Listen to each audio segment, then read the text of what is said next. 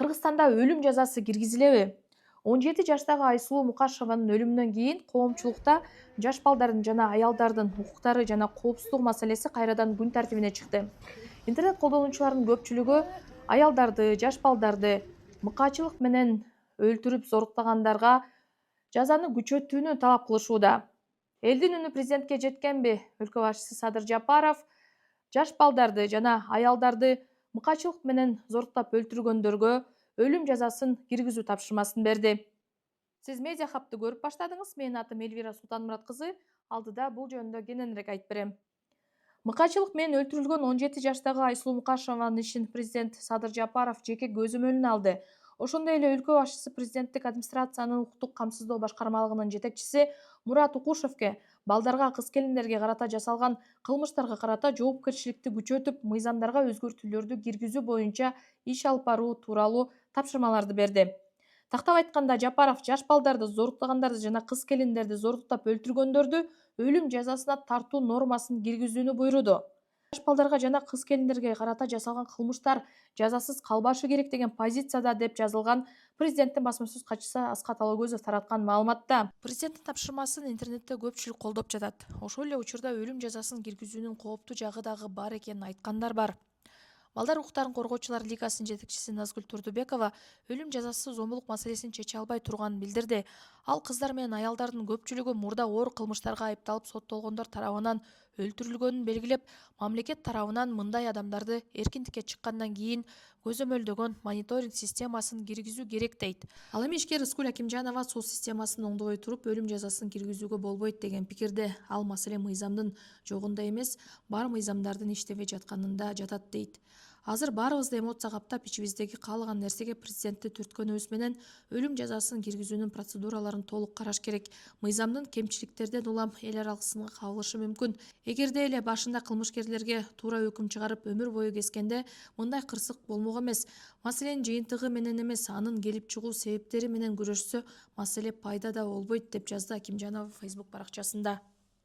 Өспүрүм кыздын энеси жана туугандары анын өлүмүнө шектелип кармалган жаранга катаал жаза берүүнү талап кылышууда. Айсулунун өлүмүнө шектелип кармалган жаран жашы жете элек кызды күч колдонуп зордуктап өлтүргөнүн мойнуна алган.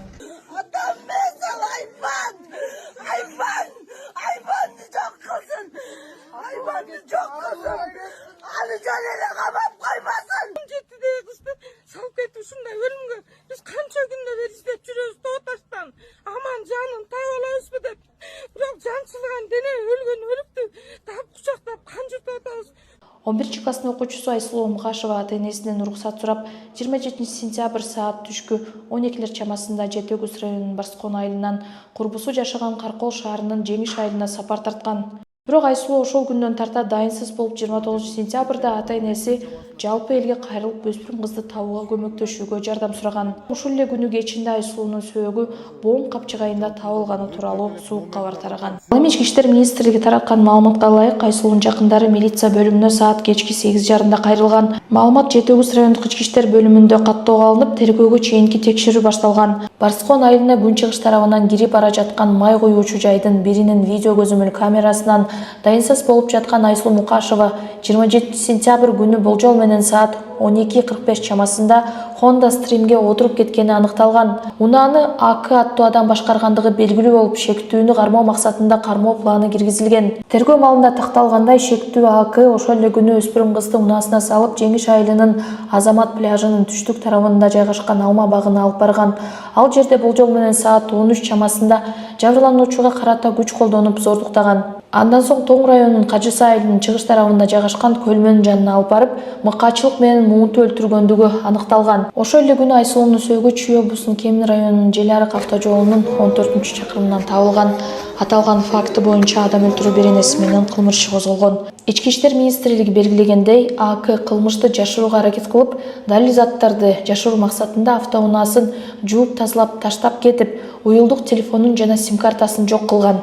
Ыкчам издөө иш-чараларынын жүрүшүндө Ички иштер министрлигинин кылмыш иликтөө башкы башкармалыгынын жана Жети Өгүз милициясынын кызматкерлери тарабынан Бишкек шаарынын кичи райондорунун биринде жашынып жүргөн жеринен бир нече жолу соттолгон 1984 жылы туулган АК аттуу жаран аныкталып кармалган. Айсулуу үйдүн улуусу болчу. Андан кийин дагы 2 иниси бар.